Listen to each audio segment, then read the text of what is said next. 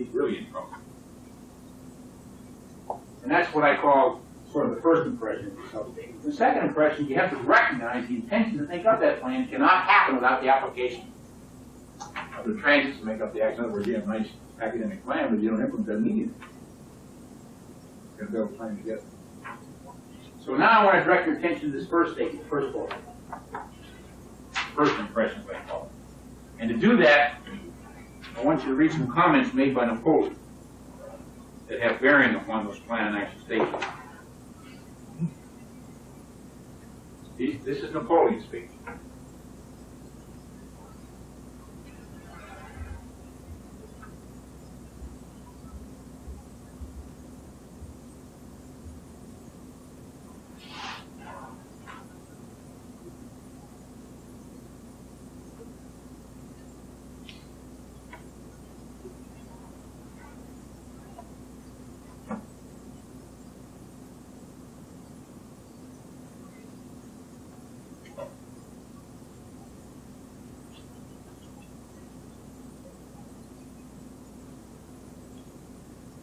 Look what he's saying there. He said, hey, this is a tough job. It's hard to keep track. If that's the case, invert the argument. If it's tough for him to keep track, what we're saying, that's a human vulnerability weakness. So you want to turn that argument and exceed that. Make it even more difficult. We're going to get something. So let's turn the whole argument around. When we do that, we come up with an idea we call grand tactics. When you're dealing with plans and actions, you're talking about grand tactics or operations. And this is the kind of thing we're talking about. You're trying to get inside, you create a tangle, threatening and or non-threatening. The basis for that, you're trying to mesh them in an amorphous, managed, and unpredictable way. Insert, doubt, etc. Or pull the adversary back inside himself. In other words, if a guy can't cope with the world, you tend to pull him back inside himself, which makes him even more disoriented, he can't keep up.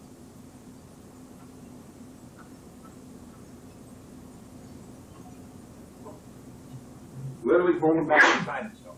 And once you do that, thereby you maneuver. You'd be surprised how people like to pull back inside themselves anyway. The system.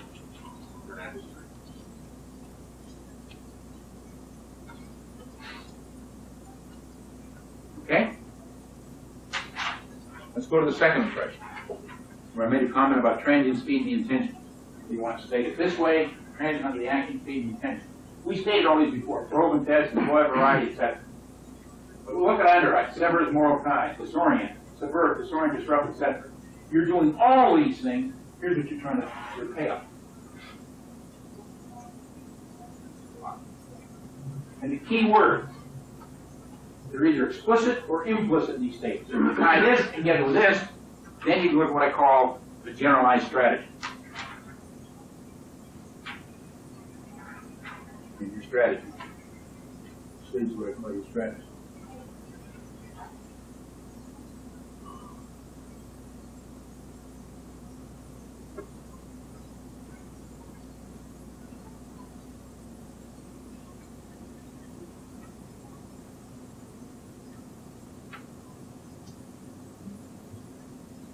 You see the key idea, you've got to be able to penetrate his system. You bring that out.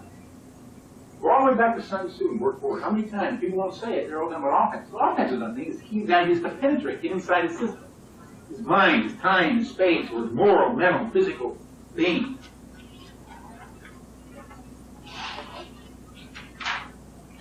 So then if you paste it all together, you have your tactics, which feed your grand tactics, which feed your strategy, which feed your strategic aim. And they overlap. It's a penumbra, but it's coherent. They play.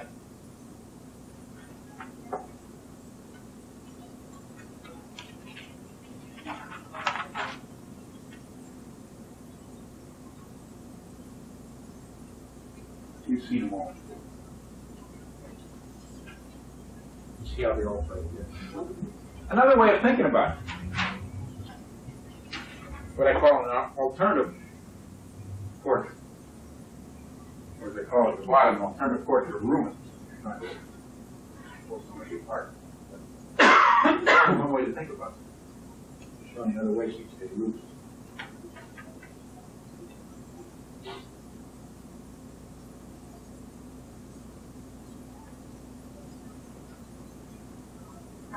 very, the ones we've shown so far, very destructive in nature. So that in mind, we can think of it in this sense. Your sympathized needs is legal efforts, maneuver, and moral. Here's your idea, and there's your aim. Different ways you can perceive it.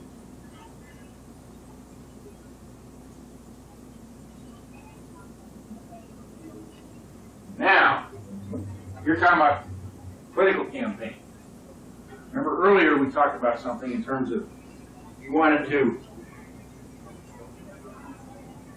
isolate your adversary, also maintain your basis of support, your support base, moral, mental, and physical. Isolate his, maintain yours, do not lie and do the same. Go back to Sun Tzu. Remember, we talked about get inside the other guy, know your adversary, know yourself, etc. We look at folding all the way up. We see some themes that begin to unfold. So let's pull those together. What I call an underlying insight here.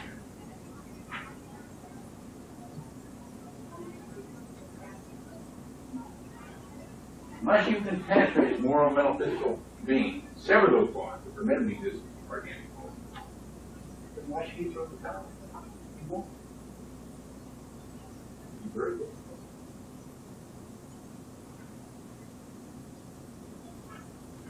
That in turn, when you do that, allows you then to isolate him from his allies or any outside support as well, internally, his buddies. So he can't function. The game is really penetration isolation. And direct competition brings others to your home, I would lead to a higher level.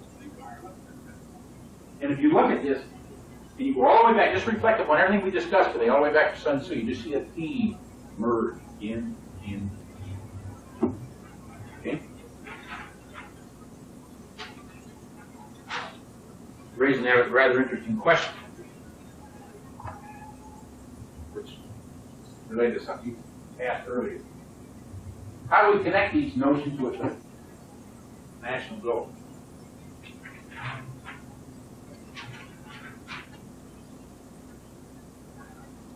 Moving up. One, a grand strategy to support the national goal, and the second was the predicting point. Pump up our resolve, drain away adversary resolve, and attract the uncommitted. And in Vietnam, we pumped up theirs, drained away ours, and they attract the uncommitted. We lost the Which suggests if you're going to pump up yours, drain away theirs, and attract the uncommitted, you've got to know your enemy, know yourself, and the uncommitted. Remember I said Sun Tzu only had 2 of those. You've got to know 3. You know, in politics, you understand that. Plus, you got to know your adversary, yourself, and also the people out there. Which way are they going to go?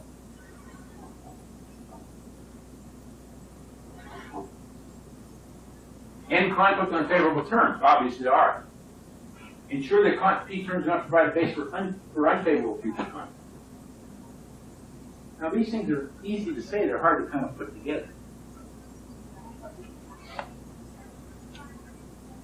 Ideal sense. In any case, if you paste it together, you can kind of lay out a semblance of what I call a one statement, a semblance of a grand strategy here.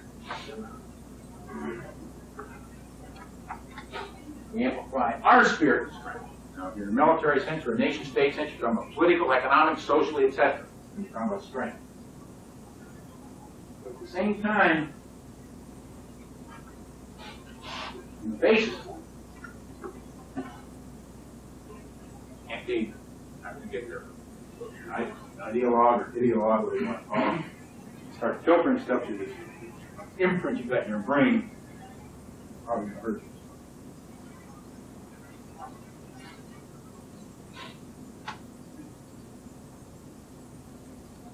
Okay? Which then leads, you don't have to read them all, we'll see them before the top. So now we're back to that, you go all these different before. Improve our fitness as an organic shape, cope with never-changing environment. That's basically, guess what? That's not a national goal, that's my individual goal. That goal shows at every level, just like spherical.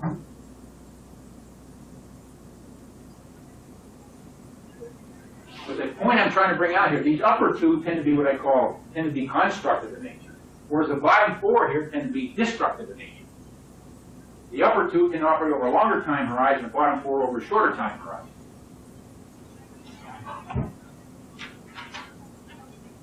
And that's the nature of this note. Yes. Read all these copies of both pages.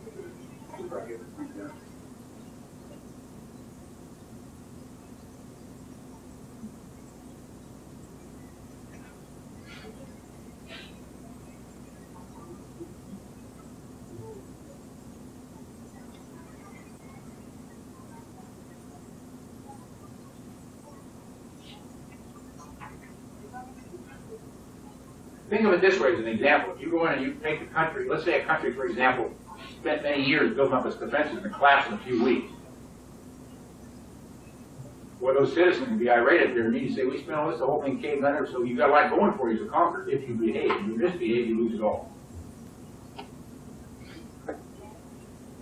Because see, the leaders will be seen as morally corrupt, incompetent, unable to do that should happen, like France might be doing.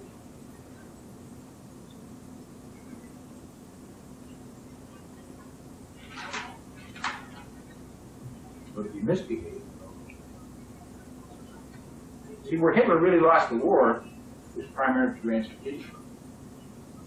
So he won many victories, but as he won his victories, he's generating enemies faster than victories. So pretty soon he had all enemies. Because even when he went into Russia, remember, in many ways, Russian people welcomed him, then he came down very heavy-handed on him, he lost all enemies. Now let's kind of review and expand a little bit differently.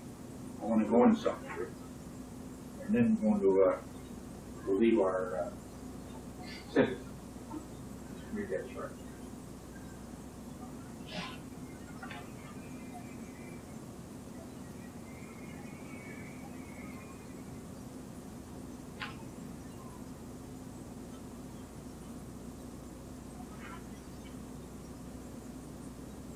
Talking about unifying vision. Every once in a while, you've got to have that unifying theme, unifying vision, or unifying ideal.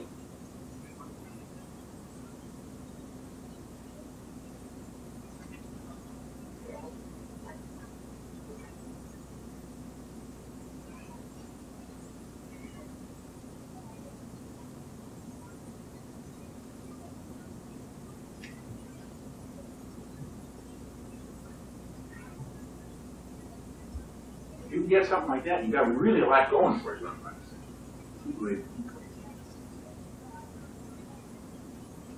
Worth the investment. It takes time. Okay? And here's the point I'm leading to. It gives you really a theme for what I call survival and conflict in many different directions.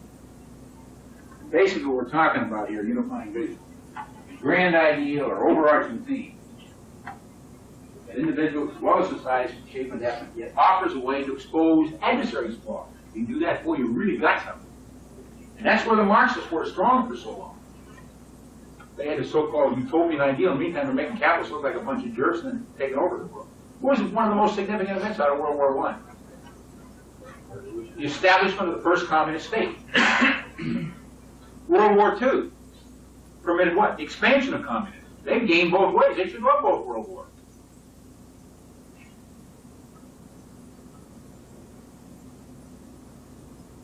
And if they're the focus of evil and the evil empire, how do we explain all this expansion? I mean, all people are evil, and that's what we should appeal to? You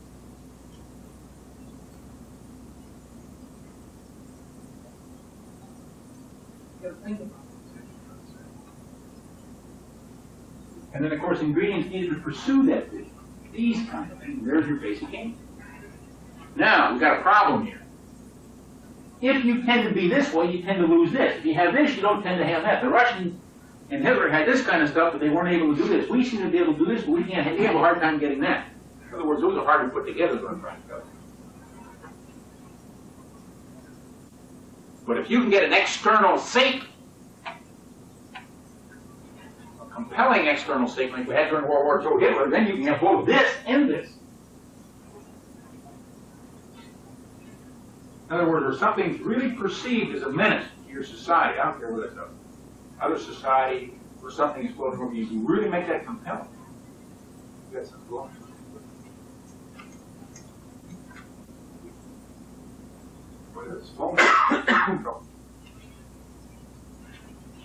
Now, what's happened to the Marxian philosophy, though?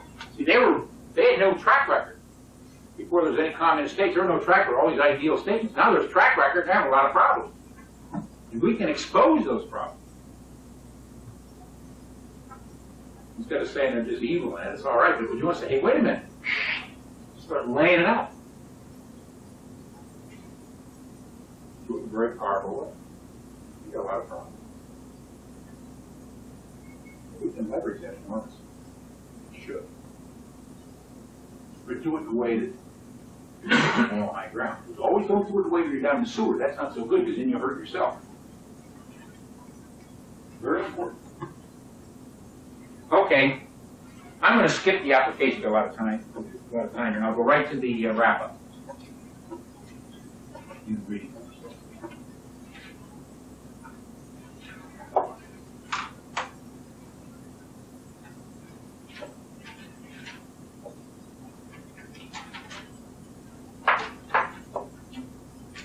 Now let's start piecing some things together.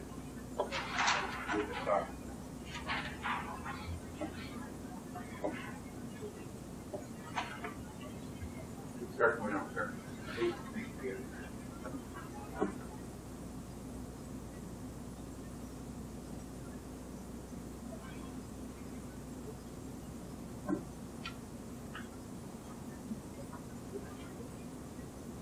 In other words, you want to be the hoser or the hosee? Let's get down to the, fundamentals here. In that sense, sort of a tactical sense. In the game, how do you play?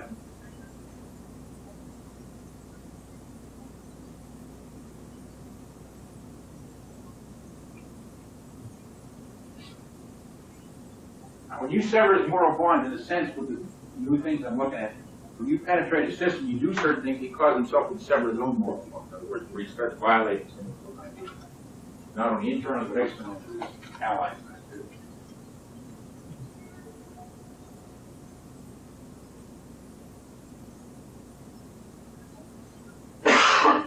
Okay?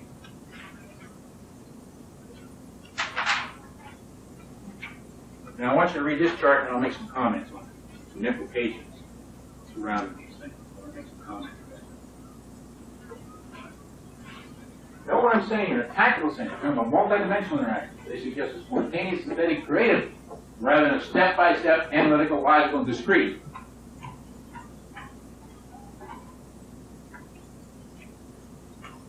Know what I'm saying? Increase unit complexity, not enhance it.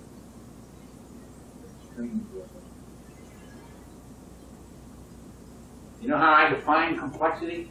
Some people get unhappy about that. I define it differently. That doesn't mean variety is not necessarily complexity. Variety without harmony, then it's complex. Variety without apparent harmony. I can have variety, but as long as I can see the harmony in it, then it's not complex for me. But if I can't see the harmony, I got a problem. Variety without harmony. So complexity, one man's complexity may be another guy's harmony. So it's a very personal kind of thing.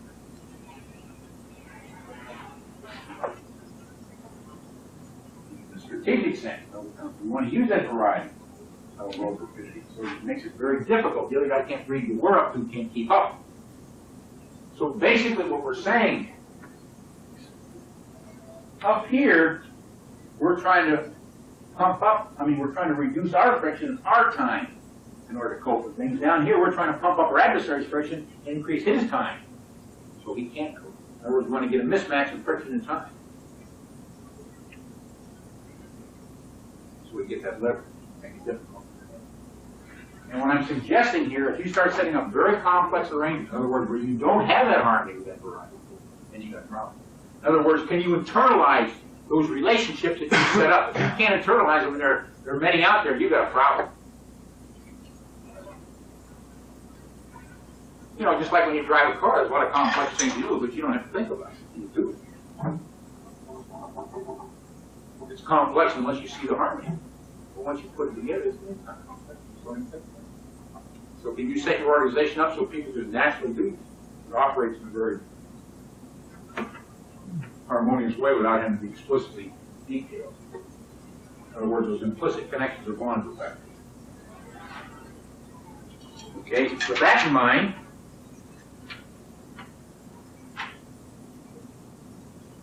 we can look at it a little bit differently. An alternative sense. We go back and go over all the subtitles we talked about. Cloud was fantastic. What we're really saying here is variety and rapidity allow us to magnify our adversary's friction, stretch out his time to respond to that. Likewise, we have harm and initiative in our system, we diminish our own friction, compress our own time to exploit the variety and rapidity.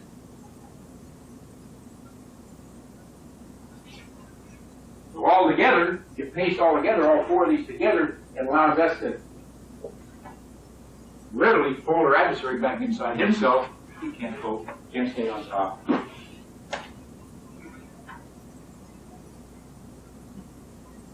So this tends to be the destructive side here, and then you're more on your constructive side here.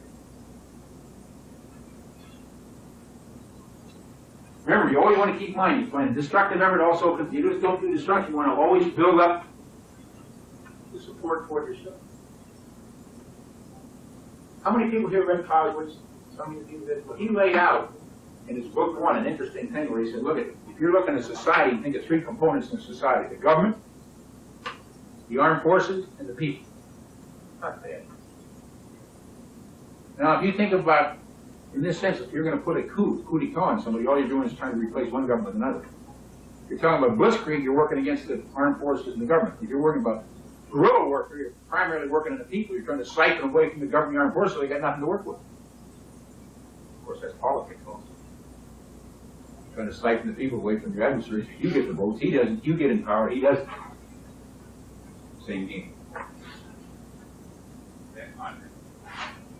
So now, with that in mind, if you want to pretend you're modern Sun Tzu, and you want to make these statements, the art of success is a very simplified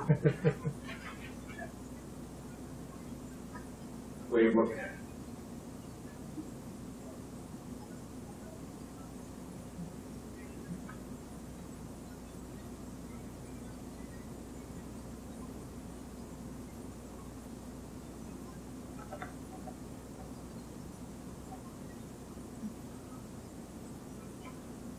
That's good politics.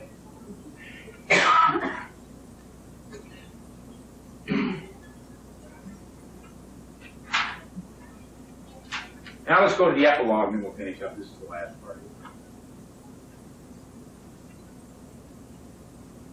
Remember I told you, we were talking about, I'm sort of unsettled when I started thinking in line about the so-called principle of war. These things are unfolding and maybe a little bit different. And, of course, that's the nature of this chart here, the fact that I was unsettled. And so what I want to do, because of this, let's look at some principles of war or the military art, as I can call it. So I'll show them to you from four countries. USA, United Kingdom, Soviet Union, France.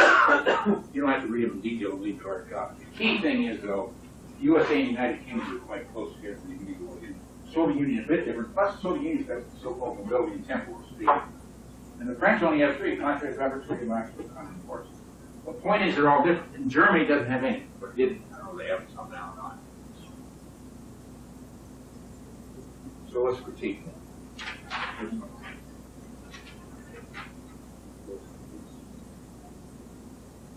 First, it doesn't reveal how they interact or mechanisms are doing. But the second bullet is more meaningful. Because what I'm saying here, scientific laws and principles are the same for all countries and tend to change a little over time. On the other hand, we know we get different countries for different countries. And over time, we see change. So if you have a so-called principle of war, think of it in this sense. Newton's second law of motion, F equals ma. You know, if you don't have F equals ma for one country, something for another country. F equals ma or it doesn't equal ma. Regardless whether you're Russian, Chinese, British, American, or what. I don't know, particularly when we see the different principles, some countries don't even have it. They're talking about the same phenomenon. How can they be principles of war?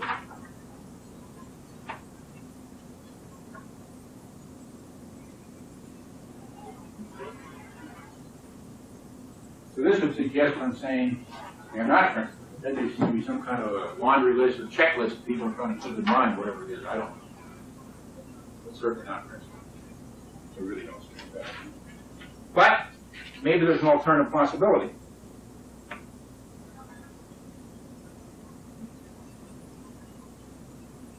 We've looked at a lot of stuff, but why not collect these bits and pieces and assemble them together and see what we have.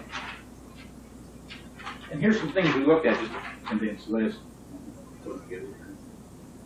Remember, we want to compress our time and stretch out adversary's time. Invert it. We want to compress his and stretch ours out. Boy, certainly not to deal with.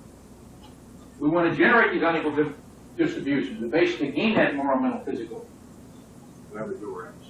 Certainly once again, not good. We want to pump down our friction and pump up our adversary's friction. In other words, basically we're trying to generate all these mismatches in our favor as much as possible. In other words, the idea being to get inside his OODA or inside his mind time. And if we can realize that gives a base for penetrating his organism to bring about his collapse. At the same time, we want to be able to do this, amplify our spirits. So now we paste all that together. My final chart. Probably wondering when I'm going to get there. What I call a general central theme that we've been talking about here all day.